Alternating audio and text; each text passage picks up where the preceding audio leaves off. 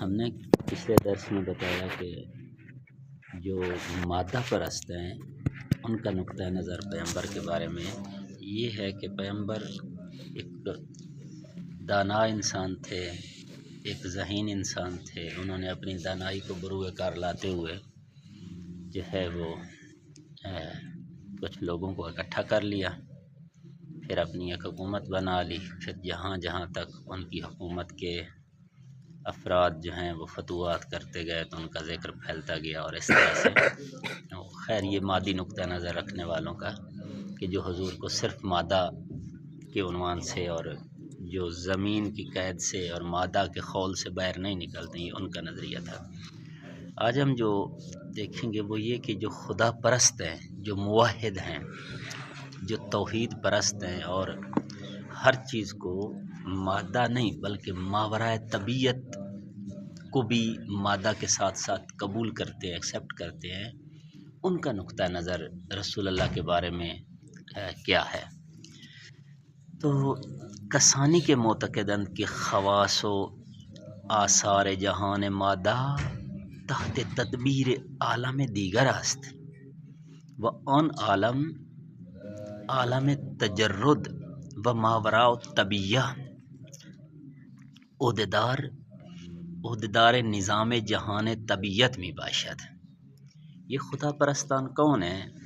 یہ وہ لوگ ہیں کہ جو معتقد ہیں، اس بات پہ اعتقاد رکھتے ہیں، یقین رکھتے ہیں کہ یہ جو جہان مادہ ہے یہ تحت تدبیر عالم دیگر ہے، یعنی ایک غیر مادی جہان اس کو چلاتا ہے.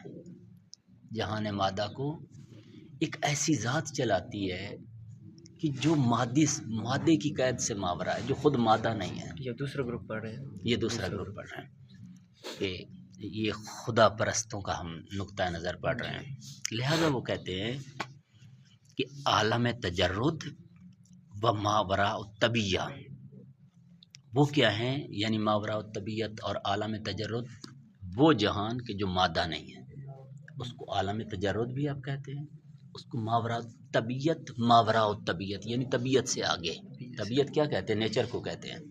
نیچر یہ کیا کہتے ہیں؟ یہ جو جہان مادہ ہے جو ہمیں نظر آتا ہے، جو جگہ گھرتی ہے، جو جان رکھتی ہے یا ایک اپنا وہ رکھتی ہے، ہاں وجود رکھتی ہے، ٹھیک ہے نا. یہ مادہ سے تعلق رکھتے ہیں. ماوراء طبیعت جو ہماری آنکھیں نہیں دیکھ سکتی. عموماً انگریزی میں اس کے لیے لفظ استعمال ہوتا ہے میٹا فزکس. فزکس جو نظر آتی ہے، جس کو چھوا جا سکتا ہے، ہاتھ لگایا جا سکتا ہے، دیکھا جا سکتا ہے. اچھا، میٹا فزکس وہ جو فزکس سے آگے ہے، نظر نہیں آتا. خوب. تو کہتے ہیں کہ اس جہان مادی کو ایک ایسا جہان سے مراد خدا ایک ایسی ذات چلاتی ہے کہ جو خود مادہ نہیں ہے. بے عبارت دیگر جہان مادہ خود سر و مستقل نیست. یعنی ہم یہ کہنا چاہتے ہیں کہ یہ جو مادی دنیا ہے اس کا اختیار اس کے اپنے پاس نہیں ہے.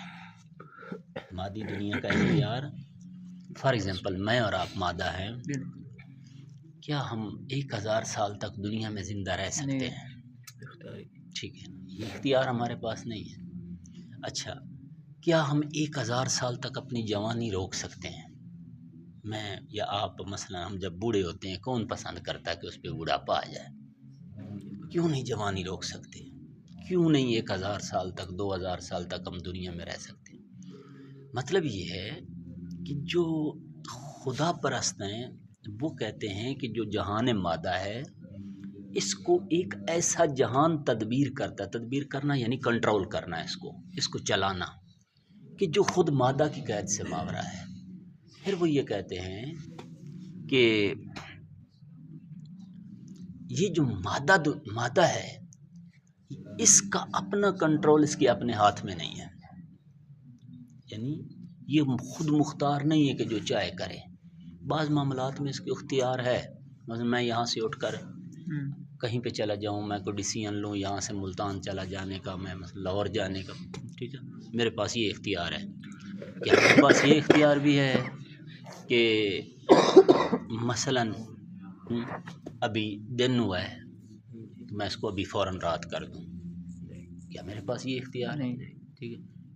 لہذا یہ کچھ یہ جو چیزیں ہیں خود اس کے اپنے اختیار میں نہیں.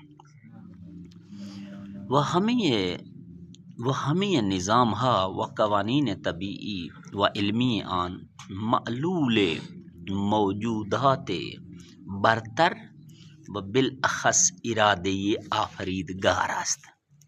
لہذا یہ جو خدا پرست ہیں یہ کہتے ہیں کہ نہ تو اس مادی جہان کا اختیار اس کے اپنے پاس ہے، اور جتنے بھی قوانین طبیعی ہیں، طبیعی وہی مادی قوانین، و علمی یعنی علم کی اصطلاح بیٹے عموماً کہاں پہ استفادہ ہوتی ہے؟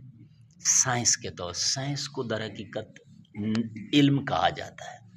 سائنس کیا کرتی ہے؟ مادے پہ ایکسپیریمنٹس کرتی ہے نا. سائنس نے آج تک مثلا کبھی آپ کو جبریل علیہ السلام کے بارے میں بتایا ہے؟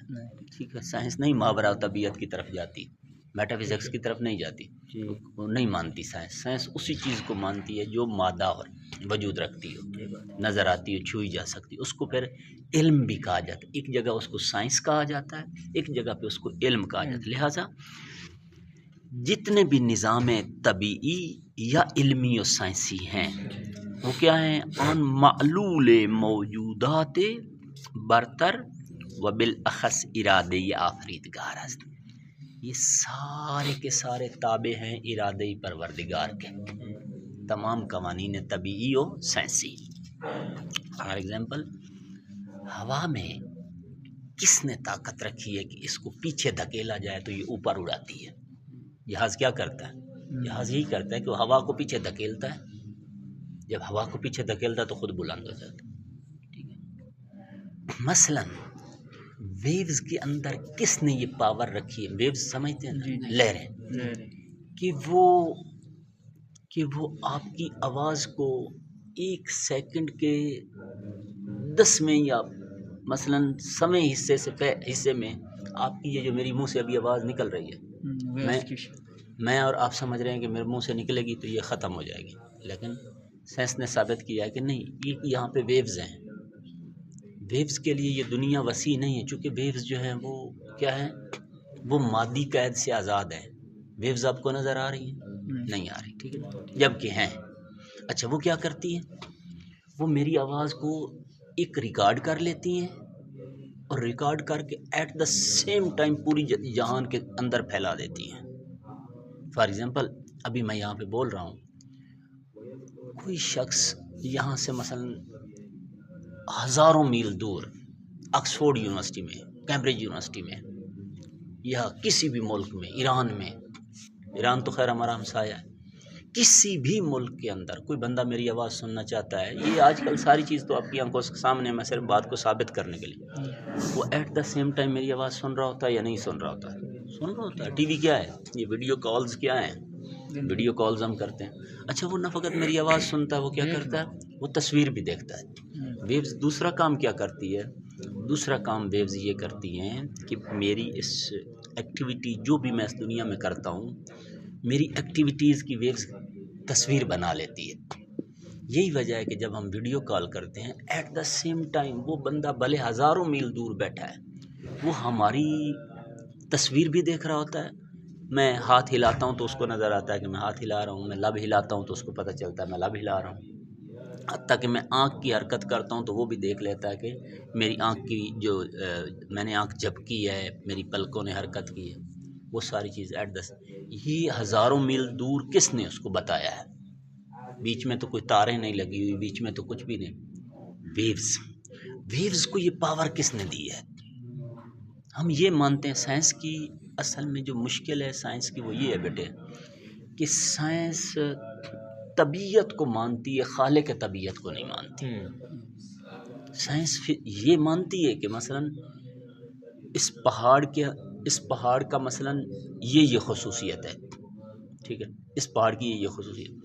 یہ نہیں مانتی کہ اس پہاڑ کو بنانے والا جو ہے اس نے اس کے اندر یہ خصوصیت رکھی ہے. یعنی اصل میں کہانی یہ ہے بیٹے کہ سائنس بھی اس چیز کو مانتی ہے. اصل میں جن لوگوں کے پاس پاور ہے وہ اس سائنس کو بس مادے تک محدود رکھنا چاہتے ہیں، کیونکہ وہ آسمانی خدا کے مقابلے میں زمین پر اپنی خدائی منوانا چاہتے ہیں. کہانی یہ ہے، زمینی خدا نہیں چاہتا کہ یہ عبد آسمانی خدا کے ساتھ جڑ جائے. اگر یہ بندہ آسمانی خدا کے ساتھ جڑ گیا تو زمینی خدا کو کوئی نہیں مانے گا، اس کی اطاعت کوئی نہیں کرے گا، اس کی حکومت کوئی نہیں مانے گا. لہٰذا زمینی خدا کبھی بھی نہیں چاہتا کہ آدمی کو آسمانی خدا کے اوپر مثلاً جو ہے معتقد کر دے. اچھا، یہی وجہ ہے کہ وہ ہر چیز کو، اللہ کی بنائی ہوئی چیزوں کو ان سے استفادہ کرتے ہیں، ان سے کشف کرتے ہیں، ان سے چیزیں نکالتے ہیں، لیکن منہائے خدا، خدا کو کاٹ کر. بیالوجی پڑھائیں گے خدا کو کاٹ کر. بچہ کیسے پیدا ہوا جی؟ بچہ ماں باپ کے ملاپ سے پیدا ہوا ہے. ماں باپ کے ملاپ سے بچہ پیدا ہوا. چلو ماں باپ کیسے پیدا ہوئے تھے جی؟ وہ اپنے ماں باپ کے ملاپ سے پیدا ہوئے تھے. وہ ان کے ماں باپ جی، وہ اپنے ماں باپ کے. پہلا انسان کیسے پیدا ہوا تھا؟ ٹھیک ہے، مطلب یہ ہے کہ خدا کو آیت اللہ خامنائی نے ایک بڑی عظیم، یعنی ان کی ہر گفتگوی عظیم ہوتی ہے. ایک جگہ پہ میں نے ان سے سنا، فرما رہے تھے کہ لوگ یہ ماننے کو تیار ہوتے ہیں کہ حضرت یوسف کو اتفاقاً خوبصورت پیدا ہو گیا، اتفاقاً ان کے باپ کے دل میں حضرت یوسف کی محبت بڑھ گئی، اتفاقاً ان کے بھائیوں نے فیصلہ کیا کہ ہم اس بھائی کو رستے سے ہٹاتے ہیں کیونکہ ساری باپ کی توجہ تو اس کی طرف چلی. اتفاقاً وہ ان کو لے گئے صحرا میں، اس میں جہاں بھیڑ بکریاں چراتے تھے. اتفاقاً انہوں نے ان کو کنویں میں ڈال دیا. اتفاقاً کنویں میں ڈلنے کے باوجود اتفاقاً یوسف بچ گئے. اتفاقاً ایک قافلہ آیا، اتفاقاً اس قافلے کو کنویں کے نزدیک آ کے پیاس لگی، پانی کی ضرورت پیش ہے. اتفاقاً قافلے والوں نے نیچے ڈول ڈالا. اتفاقاً یوسف اس ڈول پہ بیٹھ کے باہر آ گیا. اتفاقاً وہ یوسف کو لے کے مصر چلے گئے. اتفاقاً بازار مصر میں پوتیفا آیا، مصر کا بادشاہ. اتفاقاً پوتیفے نے یوسف کو خرید لیا. اتفاقاً یوسف جو ہے وہ بادشاہ کے گھر میں گیا تو جو ہے سارے واقعات، اتفاقاً یوسف عزیز مصر بن گیا. آیت اللہ خامنائی فرماتے ہیں کہ اس چیز کو اتفاقی اور حادثاتی ماننے کو تیار ہیں، لیکن اس بات کو ماننے کو تیار نہیں کہ یہ سارا کام پری پلانڈ اور ایک ایسی طاقت نے کیا ہے جو مختار کل شے ہے، جو کنویں میں، یعنی کنویں میں کون کس کو بچا سکتا ہے؟ یعنی کنویں میں کیا ہوتا ہے؟ پانی ہوتا ہے، اور پانی میں کیا ہے؟ بندہ موت ڈوب کے مر جاتا ہے. کنویں میں کون کس کو بچا سکتا؟ لیکن وہ بھی کہتے ہیں کہ اتفاقاً کنویں میں یوسف بچ گیا. اس چیز کو اتفاقی ماننے کو تیار ہیں، لیکن اس چیز کو ماننے کو تیار نہیں کہ اس کے پیچھے ایک مدیر و مدبر و سپریم پاور کا ہاتھ تھا کہ جو ہر چیز پہ قبضہ رکھتی ہے. ٹھیک ہے، لہٰذا جو خدا پرست ہیں وہ یہ کہتے ہیں کہ یہ ساری چیزیں جو ہیں یہ جہان مادہ ماوراء طبیعت کے ہاتھ کے ذریعے کنٹرول ہوتا ہے، یعنی غیر مادی طاقت کے ہاتھوں، آفریدگار کے ہاتھوں. آفریدگار کہتے ہیں خالق کو، آفرینندے، آفریدگار اللہ کے ہاتھوں یہ کنٹرول ہوتا ہے. خوب،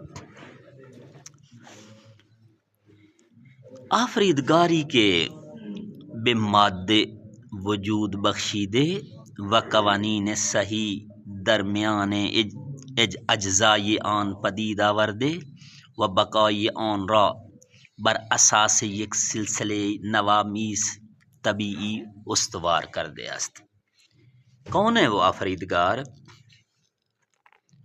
آفریدگار وہ ہے کہ جس نے مادے کو وجود بخشا ہے. آفریدگار وہ ہے کہ جس نے اس مادے کے اندر ایسے قوانین بنائے ہیں کہ جو قوانین ہمیشہ اپنی فطرت میں ثابت ہیں.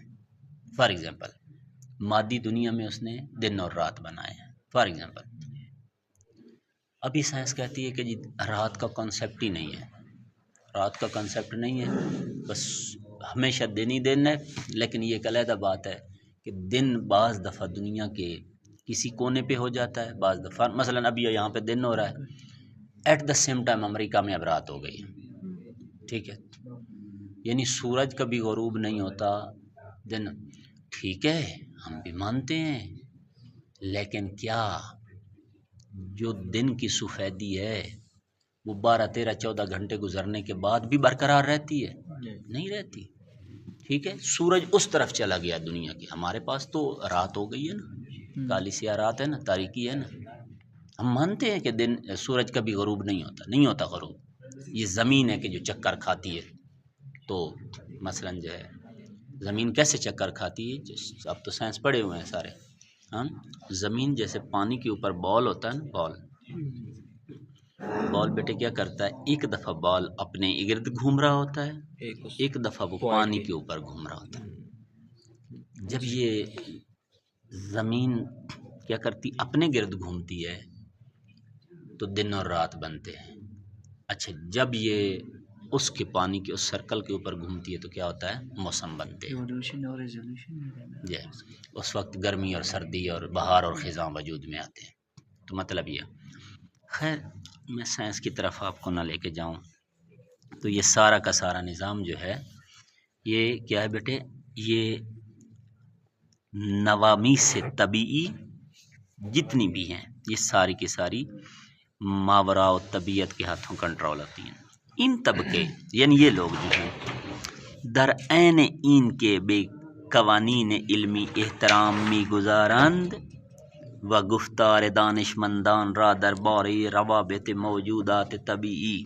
تا آنجا کے علم ثابت کرده است از صمیم دل میپذیرند معتقدند کہ این گونه قوانین طبیعی ثابت و تغییر ناپذیر نیست و آن جهان برتر هرگاه بخواهد میتواند برای مقاصدی مجرای آن را عوض کند۔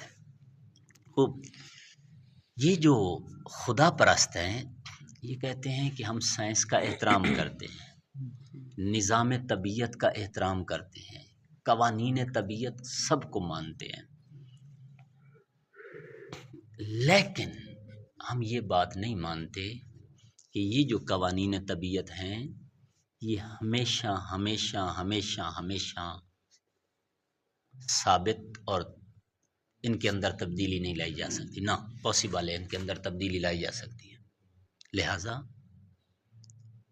مثلا بچہ کیسے پیدا ہوتا ہے، ماں اور باپ کے ملاپ سے پیدا ہوتا ہے، عیسیٰ کیسے پیدا ہوئے علیہ الصلوۃ والسلام، ٹھیک ہے، عیسیٰ علیہ السلام کیسے پیدا ہو گئے، ماں اور باپ کے ملاپ سے پیدا ہو گئے، ٹھیک ہے، بہت سارے واقعات ایسے ہیں، بہت سارے واقعات ایسے ہیں کہ جن سے یہ ثابت ہوتا ہے کہ جہان طبیعت ہمیشہ خود مختار نہیں ہے کہ اپنی مرضی کرے، بلکہ جہان طبیعت کیا ہے، ایک غیر طبیعی ذات کے ہاتھوں کنٹرول ہوتا ہے، لہٰذا مختار یہ جہان نہیں، مختار وہ ذات ہے کہ جو پروردگار عالم ہے، ٹھیک ہے، بات کی سمجھ آ گئی نا؟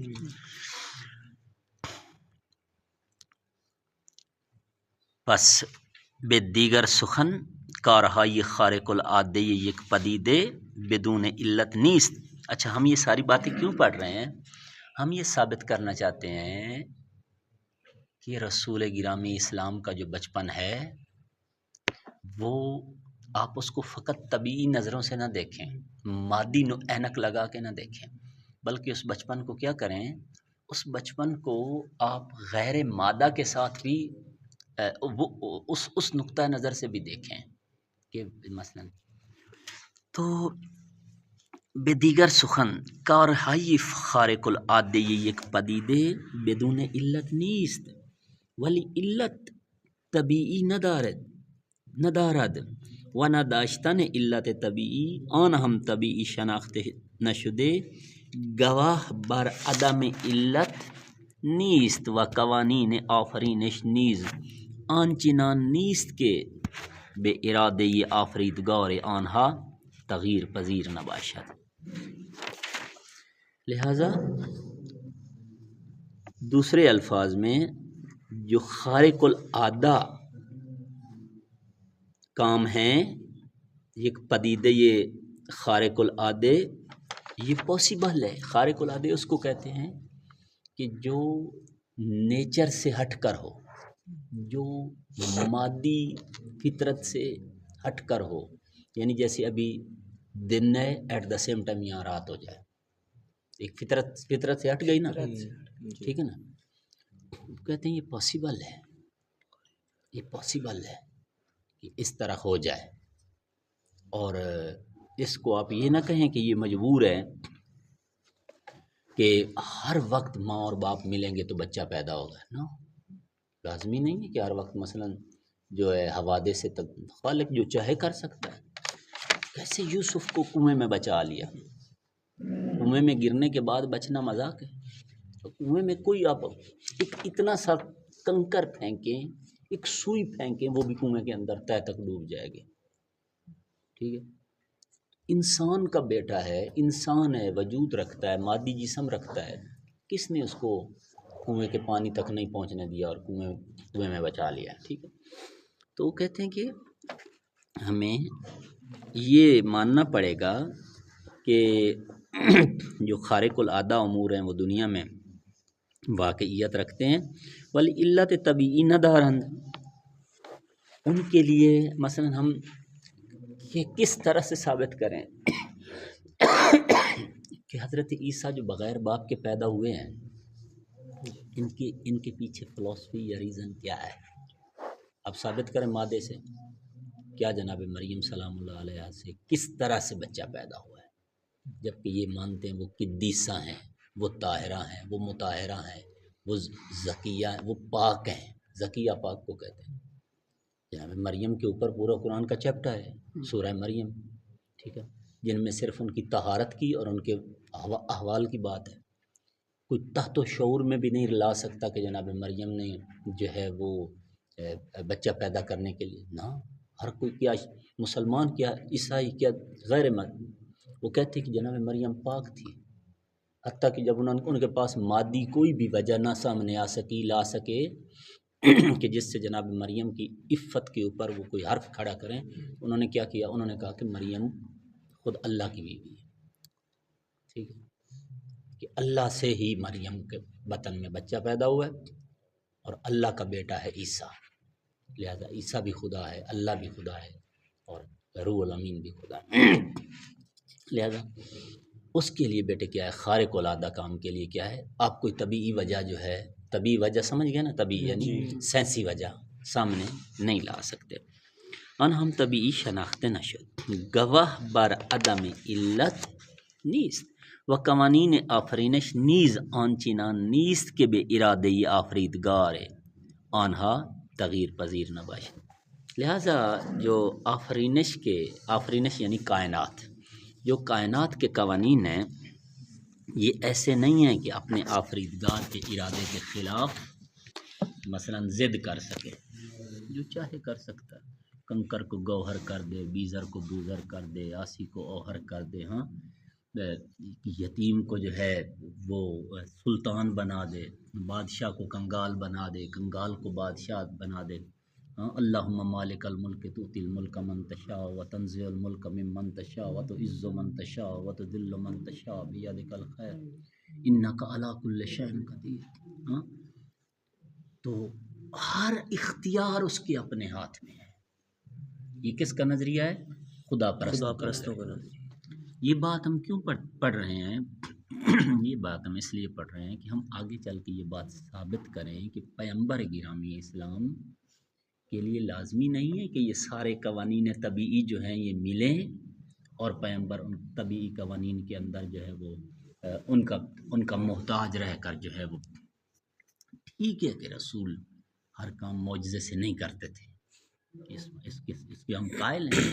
ہم نے پیچھے بھی کہا ہے کہ ہم جتنی بھی سائنس کی وہ ہیں ان سب کو مانتے ہیں، ان کا احترام کرتے ہیں، لیکن ہم کلی طور پر یہ نہیں مانتے کہ بالکل سائنس غالب ہے اور حاکم ہے. یعنی سائنس کے حکم کے بغیر، سائنسی طریقے کے بغیر یا علمی طریقے کے بغیر کچھ ہو ہی نہیں سکتا نا. ہم کہتے ہیں کہ خارق العادہ پاسبل ہے، خارق العادہ یعنی جو خلاف سائنس ہے، جو خلاف سائنس ہے، ٹھیک ہے، وہ بھی ممکن ہے۔ تو یہ باتیں ہم اس لیے پڑھ رہے ہیں بیٹے کہ آگے چل کر ہم ثابت کریں گے کہ رسول اللہ کا بچپن جو ہے وہ بہرحال اس کے اندر قدرت دخیل ہے۔ گویند تمام کارهای خارق العاده و شگفت انگیز پیامبران از چار چوب قوانین طبیعی خارج است، از این راه صورت میگیرد.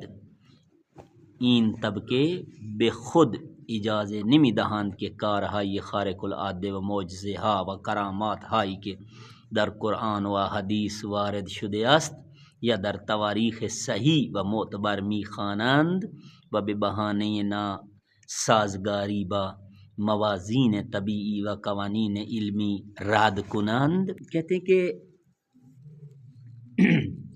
یہ جو توحید پرست گروپ ہے یہ کہتا ہے کہ پیغمبروں سے رونما ہونے والے معجزات اور شگفت انگیز کام، شگفت انگیز یعنی حیران کن، یعنی جو عقل میں نہ آنے والے ہیں۔ کیسے پیغمبر نے زمین پہ کھڑے ہو کر اشارہ کیا، چاند دو ٹکڑے ہو گیا، مذاق ہے؟ کیسے یہودی کہتا ہے کہ یہ پتھر جو ہے آپ کے ہاتھ پہ بولے تو میں آپ کا کلمہ پڑھ لوں، ٹھیک ہے، پتھر حضور کے ہاتھ کے اوپر آ کر وہ کلام کرنے لگ جاتا ہے اور بعض جگہ پہ کلمہ پڑھنے لگ جاتا ہے۔ کیسے یہودی آ کے کہتا ہے یہ کھجور کی گٹھلی میرے ہاتھ میں ہے، اس کو آپ ادھر ہی اس وقت زمین میں کاشت کریں اور یہ ابھی تناور درخت بن جائے، اس کے اوپر پھل لگ جائے، میں پھل توڑ کے کھاؤں گا تو جو ہے میں آپ کا کلمہ پڑھ لوں گا۔ حضور نے فرمایا گٹھلی ادھر دے، گٹھلی لی، فرمایا کہ ابھی تو اکیلا ہے، کل پورے کے پورے شہر کے لوگوں کو اکٹھا کر کے لے آنا، ٹھیک ہے، اس جگہ کو دھیان سے دیکھ لے، اس جغرافیے کے اوپر نظر رکھ لے، میں یہ گٹھلی یہاں پہ کاشت کر رہا ہوں، کل صبح یہاں پہ ایک تناور درخت ہوگا، اس درخت کے اوپر بے موسم کا کھجوریں لگی ہوں گی، تو کھجور توڑ کے کھائے گا لیکن کلمہ نہیں پڑے گا، تو کھجور توڑ کے کھائے گا لیکن۔ اس نے کہا کہ یہ کیسے ممکن ہے کہ وہ گیا، میں ابھی بھی ادھر ہی کوئی اسلام آباد میں کہہ دوں کہ میں ڈاکٹر کیسر یہاں پہ سردی کے موسم میں گٹھلی کاشت کر رہا ہوں، تو کل یہاں پہ جو ہے ایک تناور درخت ہوگا، اس کے اوپر بے موسم کی کھجوریں لگی ہوں گی، کھجوریں پکی ہوں گی، لو جی اسلام آباد والو یہاں پہ آئے، کیا صورت حال ہوگی کل جی؟ میڈیا، لوگ، ہاں، یعنی ایک پاسبل ہے کہ کوئی یہاں پہ کھجور کاشت کرے، یہی کنڈیشن اس زمانے بھی تھی۔ خلقت جمع ہو گئی، اگلے دن خلقت جمع ہو گئی کہ جس کو پتہ چلا کہ رسول سے، پیغمبر سے معجزہ مانگا گیا، انہوں نے کھجور کی گٹھلی کاشت کی ہے، تو جو ہے وہ کیا ہے، کل یہاں پہ انہوں نے کہا کہ کل تناور درخت ہوگا، خلقت کٹھی ہو گئی۔ جب خلقت کٹھی ہوئی، آئے دیکھا تو وہاں تناور درخت تھا، اس کے اوپر کھجوریں لگی تھی، بے موسم کی کھجوریں، اور وہ کھجوریں پکی ہوئی تھی۔ حضور نے یہودی سے فرمایا جا کھا کھا۔ جب اس نے کھائی، توڑی، توڑ کے کھائی، اس نے کہا پیغمبر یہ عجیب کھجور ہے۔ حضور نے فرمایا کیا ہے اس کھجور؟ کہا اس کے اندر تو گٹھلی نہیں۔ حضور نے فرمایا گٹھلی تو رات آ کے نکال کے لے گیا تھا۔ یہودی کو پتا تھا کہ جو یہ پیغمبر نے گٹھلی کاشت کی ہے نا، یہ کل درخت اس یہاں پہ اگے گا، ایمان اس کا بھی تھا، اس کو یہ پتا تھا کہ یہاں درخت اگے گا، لیکن اس نے رات کو کیا اس نے جا کے سرے سے گٹھلی نکال لی۔ اب خدا کو گٹھلی کا محتاج ہے کہ وہ گٹھلی ہو تو خدا درخت کھجور پیدا کر سکتا ہے، اور گٹھلی نہ ہو تو درخت کھجور نہیں پیدا کر سکتا۔ ہاں، اگلے دن آئے تو دیکھا تو وہاں پھر بھی درخت اگا کھڑا تھا اور اس پہ کھجوریں بھی لگی کھڑی تھی۔ حضور نے فرمایا کھجور توڑ کے کھا۔ اس نے جب کھجور توڑ کے کھائی تو کہتا محمد یہ تو عجیب درخت ہے۔ کہا کیا ہوا؟ عجیب کھجور ہے۔ کہا کیا؟ کہا اس کے اندر گٹھلی نہیں۔ حضور نے فرمایا گٹھلی تو رات آ کے نکال کے لے۔